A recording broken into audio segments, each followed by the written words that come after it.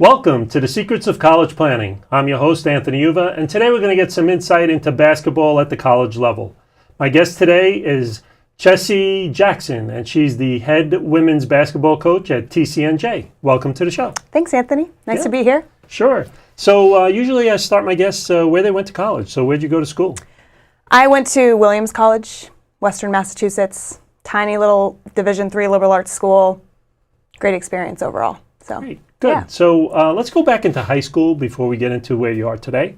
When did you start thinking about college? Was it freshman year of high school, senior year of high school? When did it all start for you? It felt like when I was a little kid, honestly. I'm the youngest of 5. So, the college planning process felt like it started early for me. But seriously, in terms of being a student athlete, probably about my sophomore year of high school, I kind of started to create a list, mostly East Coast. And, from there, it was just trying to find the right fit, from a basketball standpoint, from an academic standpoint, and, kind of narrow it down from there. And the recruiting process helped a lot with that. Now, did you have a lot of schools after you, or just one school in Massachusetts? Gosh, let's go back, way back. It felt like maybe 5 to 10 schools that were kind of seriously considering me from a recruiting standpoint. And then, as I kind of entered junior and senior year, it narrowed down, and I was kind of to those top 2 or 3 schools. So it was a little easier in that respect. Adding the basketball to the mix helped me narrow a little bit. Good. So now you get to college. How's the experience of playing basketball at the college level? It was awesome. I think I can't say enough about kind of what being a student athlete at that level can do for a student's maturation and kind of those experiences of being on a team especially. So, I wouldn't have had it any other way. I can't really imagine college without playing a sport. So. Well, great. Yeah. So now you graduate from college. How does one go from graduating from college to becoming the head basketball coach at TCNJ? Yeah. Felt like a little bit of a roundaway, process. But, Originally, when I wanted to get into coaching, it was mostly about the sport itself and just keeping basketball in my life. And, I've had so many wonderful experiences with coaches over the years and just the ability to kind of make an impact in somebody's life that way. So coaching seemed like a great, avenue to go down. I went and got my master's degree paid for by being a graduate assistant, which was a great kind of entree into the career. And then, from there have jumped around a little bit. I was at the University of Rochester for a year, Smith College, Princeton University, and now TCNJ. So, the end game for me was a head coaching position, and so this was a really great opportunity. So it was a few years at each stop, I'm assuming? Yeah, yep. Okay. Yeah. So now you're the coach at TCNJ. How do you look for student athletes? What's the process that you take? Yeah, it's a combination of students reaching out to me with interest in the college, and me going out and recruiting at national exposure events. It's kind of a combination of those two things, and I kind of feel like every university and college has a different checklist of things that we're looking for. Obviously, can she play basketball? Is she good? What's her level of interest in the college? What's her academic profile look like? Can I get her in? And so for me, it's kind of checking those boxes off one by one. But, kind of generally speaking, I'm looking for, really hardworking student athletes, both academically and athletically, people who, are going to be a good fit for our program in that respect. Yeah. Now, TCNJ is considered what, a Division III school? It's Division III, yeah. Okay. So is there a difference between a Division I school compared to a Division III school when you're looking for students? Yeah, I mean, certainly the stereotype is just the level of play is going to be much different. But there are Division III programs in the country that can compete with a lot of Division I programs. So I think on that spectrum, there's a variance there. But in terms of recruiting, the only Division I institution I've worked at is Princeton, which doesn't deal with scholarships. So, I imagine the process is much different when you're dealing with scholarship money. And that the coach is there's probably a little bit less of high school students reaching out to those coaches initially as like an initial point of contact than I experience. Okay. So how does it all start for a student athlete? Here I come to TCNJ. Does it start in August? Does it start in September? Yeah. Give me a whole year's worth of how it all works. That's probably a big difference between Division III and Division I is that I only have access to the players athletically between October 15th and the end of our season. So in the off season, it's on them to train and to prepare themselves for season, and so they come back to school when every other student does. So at TCNJ, it's usually the last week in August, first week in September. Okay. They are playing pickup and they're training with our strength and conditioning coach, but I can't access them on court until that October 15th date, which is really hard as a coach, as you can imagine.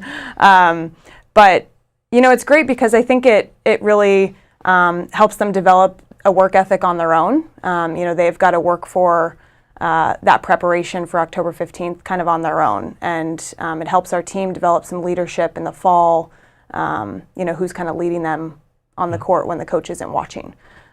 So now October 15th comes. Yep. How many games, how many practices? Yeah. How does it all work when the season's in session? So we practice 6 days a week. I always give them at least one full day off every week. We play 25 regular season games. And, you know, every conference is different. We play Wednesdays and Saturdays, so it kind of breaks up the week a little bit. Some other Division III conferences play Friday, Saturday to get that back-to-back experience that you're going to see in the NCAA tournament. But, you know, in terms of kind of the way it breaks down at TCNJ, and again, pretty different from Division I philosophies here that, you know, I collect their class schedules and I put them all together, and then I find a time in the day where it seems like people can be there for practice. There are some Division III universities and colleges out there that have kind of a designated athletic block during the day. TCNJ is not one of them. So the benefit of that is that they get to really take whatever classes they want, you know, and the classes that really interest them and are going to fulfill their major requirements, and then I do the planning after that. So it can be a challenge to find an hour and a half or hour 45 minutes in the day when none of them have class, but we make it work somehow. So great. Yeah. So now the season goes from when to when? So October 15th, our first game is usually around November 15th, give or take a couple of days, and then the goal is always to finish in March, obviously. So this year we made it to March 3rd. So great. Yeah. And then when March comes rolling around, is the NCAA tournament just like you see on TV? Yeah. For Division III? Yeah, you know, a little bit less media attention to it, but it's really similar. We were able to host the first and second rounds at TCNJ this year, which was a really awesome experience for our team. And it's exciting, you know, it's that March Madness feel. It happens a couple weeks earlier than the Division I does, usually. And then once the season ends in March, what happens to those students? They just disappear until next October? Bye-bye. It feels like that right now. You know, you go from spending at least 2 hours a day with these people to not seeing them that much. But they're working hard. You know, they're back in the weight room now. I kind of try to push them to take a couple weeks off from playing after the season ends. I think it's good for their bodies. It's good for them mentally. And then they typically jump right back in and they're playing pickup and lifting and getting ready for fitness testing in the fall and everything else that goes into it. So they're pretty dedicated, this group. So it's been helpful to have that. So now a lot of girls out there, an average height is, you know, 5'4", 5'6". Yeah. I know at Division I they look for taller girls. Yeah. What is it like at a Division III type school? Yeah. You know, I think it just totally depends on the coach's style. And I find a lot of my friends in this business who were guards in college, they tend to be okay with, you know, 5'6", 5'5". You know, I was a post player, so I like to go for taller athletes. But, you know, it is definitely, if you look at the scale of Division I to Division III, generally speaking, Division III programs aren't going to have quite as much size. But, you know, that is the goal. I'm trying to get big players for sure. So good. So and what type of places are you looking at? Are you looking at just high school basketball, or do you look at the club teams as a big thing?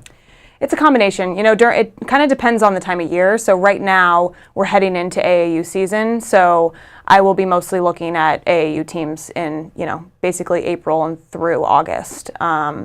And then once it rolls into their high school seasons, I start to watch them with their high school seasons, high school teams, that is. So it's a combination, and I find that it's a very different type of basketball, club basketball versus high school. In high school, generally they've been playing together for years and years and years, and so it's a little bit different style. I think in AAU, the goal is oftentimes to show college coaches kind of what you have, and so it's not as teamwork-oriented basketball, I find.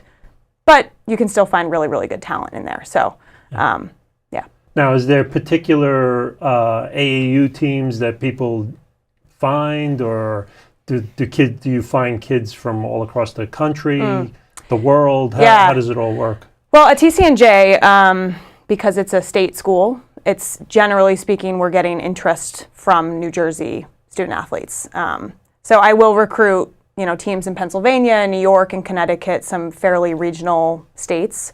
But, it's pretty uncommon for us to be able to get somebody from California to come to TCNJ. So on the one hand, that helps kind of narrow my search. I can focus on the AAU teams and high school teams in this region, particularly New Jersey. But,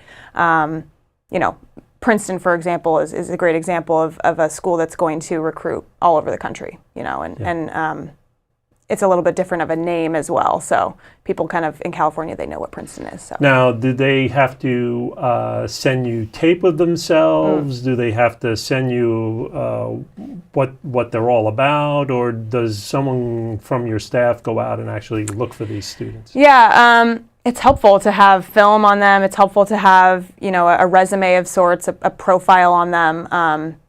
The best is when we get a highlight reel quickly just to kind of see what their sort of base level of skill is, and then a resume just kind of outlining their academic profile is really helpful. That's kind of step one for us is, can she play and could she get in if she is interested enough? And that's when we start to kind of develop those relationships in recruiting. But those are kind of the first couple of boxes that we try to check off. Now, is there a particular guideline to looking at kids? Do you have to score 30 points in a game? Do you have to have 15, 20 rebounds? Well, that would be great, but... how does it all work? Is there a particular guideline or there's not? Not super statistically driven. We look for potential a lot. We look for athleticism, and we look for, at TCNJ specifically, we look for build, certainly height, but also just kind of the basketball body that you think of. I look at motor, what I like to call motor, which is just kind of that grit, that toughness, the work ethic. Is she working just as hard on the defensive end as the offensive end? So no, I don't cross her off the list if she doesn't drop 30 and grab 15 boards, but does she show those characteristics on court that would lead to those statistical categories being solid? So that's kind of my guideline, if I had one. Good. So when you go to the high school games, what are you looking for when you get to these high school games or club teams? What do you watch? Yeah, obviously I watch the skill level and I watch the motor, like I said. And the other thing that I really pay attention to is kind of what kind of team player is this student athlete? Is she supportive of her teammates? Is she vocal on the court? Does she have eye contact with her coach when her coach is giving her feedback? Those are the things that, I think too often that high schoolers kind of forget about. But the things that are really obvious from a college coach's perspective is kind of what kind of team player would she be for us? And, especially at a place like TCNJ where we're really trying to build culture and we're trying to kind of designate that as one of our foundations. I think it's important that we bring in student athletes that care about that as well. So. Now, do you find any walk-ons that just come to TCNJ and just say, hey, coach, I want to try out? Yeah, a lot. I was surprised by that in this year because it was my first year. There's plenty of high schoolers who email me throughout the summer and say, I played in high school all 4 years. I love the game. I wasn't really recruited. I'm coming to TCNJ, can I try to walk on? And I do open that up. I think it's great to have that competition in the fall for the student athletes that, sometimes on any given Tuesday there's 20 people that show up for pickup, So they can get a couple games going. It can be high-level basketball. And then, again, I can't watch them play until October 15th. So that's the tricky part, is kind of having that tryout period for them. But yeah, we had some players who tried to walk on this year and were successful. So great. Yeah. So now, how about students that basically it's more of a financial background, meaning schools these days are expensive, and TCNJ is just like everyone else. The tuition is expensive. So what is a Division III school? What can they do for students that are financially needed? Yeah. It's tough. That's one of the challenges, I think, at the Division III level, is that we don't offer any athletic scholarships. That being said, TCNJ specifically is one of the most affordable Division III schools that I've come across. It's a state school, so especially if you live in New Jersey, it's really affordable. But there is financial aid. And at TCNJ, we do have merit money. So, if your academic profile is good enough, you can be offered scholarships based on your academics, which is great. Not all Division IIIs are like that. So, it's really, it's very specific to the college or the university that you're looking at. Now, also grades, there's a lot of parents that talk about, grades and about schooling. What is the concept that you have on it's all about, going to school and graduating, and, it's not always all about basketball. Hopes, yeah. That's the Division III philosophy. That's what I love about Division III. You're here to get your degree first and foremost. It's the most important part of your day. I would never have a player miss class for practice. So, I'm a big believer in that, and so I think that's something that's got to take precedence when you're looking at schools. I always say, if you think, TCNJ is a great fit for you, is that just because of basketball, or if basketball wasn't in the picture, would you also want to come to TCNJ? That's what I try to challenge my recruits with. And I think that's such an important part of the process, is finding a school where you could be with or without basketball. Right. Yeah. Now, the school itself, tell me a little bit about the school. What does TCNJ stand for? Great what's question. At the school? What could kids expect when they come to school? Yeah. TCNJ stands for the College of New Jersey. And, TCNJ is kind of known for a pretty specific department. So there are 7 degree programs at TCNJ. Some of the kind of well-known ones are nursing, education, business. We have a great undergraduate business program. So the thing that kind of sets TCNJ apart in this regard is that it's a little bit more specified. So when you apply to TCNJ, you kind of already have to know what you're thinking about studying. Whereas a lot of other Division III schools are liberal arts, so you can kind of take your first couple years and explore and figure out what you want to major in down the line. TCNJ kind of gets you right into it from the get-go. So that's one of those things that's an important factor for our recruits to kind of understand before they really kind of commit to the TCNJ process, is that, I kind of have to have a good idea of what I want to study when I get there. Yeah. Now, how many students do you look for? How many are on the team? Yeah. It varies year to year. This year we had 16 healthy players and then 1 student manager who's going to try to come back on the program or on the team this coming year. Any given year is probably going to be between that 14 and 16 range for roster numbers. So that means kind of 3 or 4, depending on the year, is who I'm trying to recruit to bring in. Okay, and out of the 3 or 4, how many students do you actually look at? Hundreds and thousands, or? Feels that way. Feels that way. Yeah, a lot. I think right now I'm kind of looking at current juniors going into the summer before their senior year of high school, and I've got a group right now of about 150 students who I'm trying to kind of get to know and taking a serious look at their game and their academic profile and figuring out whether they'd be a good fit for us. narrowing it down in that way. And they're all doing that at the same time with their list of colleges. So Sure. I think the recruiting game is a little bit of a puzzle in that way, for Now, sure. do you see a lot of students coming to the school to visit the school? Do you see any of that? Yeah. That happens? Yeah, a good amount, which I try to encourage, in the recruiting process. I don't think you really know a place until you go there and see it.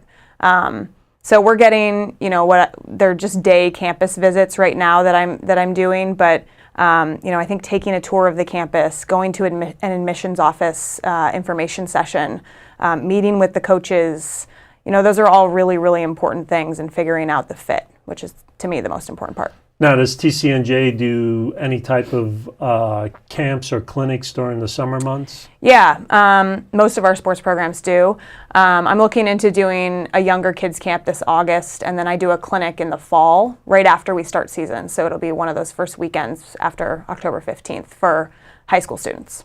Now, do you find that there would be a lot of high school interest of kids going to those type of things? Yeah, we found that this year. TCNJ, we're lucky we're in the middle of New Jersey, so from a location standpoint, it's pretty central. So we get a lot of people visiting from northern Jersey, the shore, southern Jersey. So that's the benefit, I think, of our location, is that it's easy to get to. So we get a good amount of interest for those camps, yeah. Yeah, that's great. Yeah. So when students get to the campus, what can they expect? Well, what is the whole atmosphere of the campus for the student? It's great. I think one question I get a lot is kind of what the sort of athletic feel is on campus. Is there school pride? That's a big question I get a lot. I think there is. When you walk around campus, you kind of have a sense for who the athletes are. Not because they're kind of in these pods, but just, the sense on campus. There's a lot of pride in our athletic department and our athletic programs. We have a number of programs in our department who do really, really well. They compete nationally every year. They go to championship games. They win national championships. And so that's a point of pride on our campus, and you can kind of feel that when you walk around, for sure. Do they have dorm rooms where a majority of the athletes are staying at the same dorm room or something? No. We actually really, we pride ourselves on that at TCNJ. I think it's a great thing about our college is that we try to kind of integrate our athletes with everybody else. To me, it's how you build community. It's how you make friend groups outside of just your team. Yeah. I think oftentimes at schools where you're rooming with your teammates, you kind of get into that mold of just spending all your time with them, which there's negatives and positives to that for sure. But, at TCNJ, you make friends outside of just your team, which is great, and then they can come and be supportive at your games. And again, it's that networking piece that's really important to kind of develop at the college level. So great. Yeah. Well, we're coming to the end of our show. Oh, already. Yeah. And usually I ask my guests, what kind of advice you want to give to the parents and the students that, there's girls that want to come and play basketball. Yeah. They want to come to TCNJ. What advice do you want to give to the parents and the students? Yeah. I think it's being as early as you can in high school, freshman, sophomore year, being really thoughtful, and picky about what you care about, what your priorities are going to be in terms of where you end up. Big campus, small campus, the diverse backgrounds of your teammates, the class size. Is it important to you that you have a professor who knows your name in your classes, or can you be in a class of 150 other students?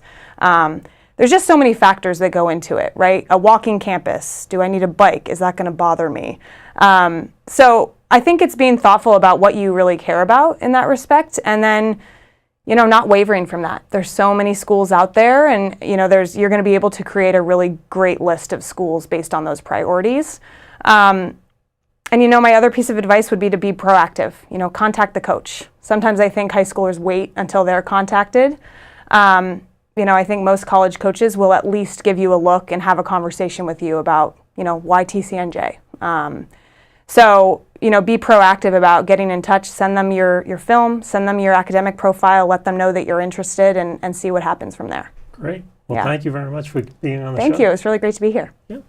So you've been watching The Secrets of College Planning. I'm your host, Anthony Uva. Until next time.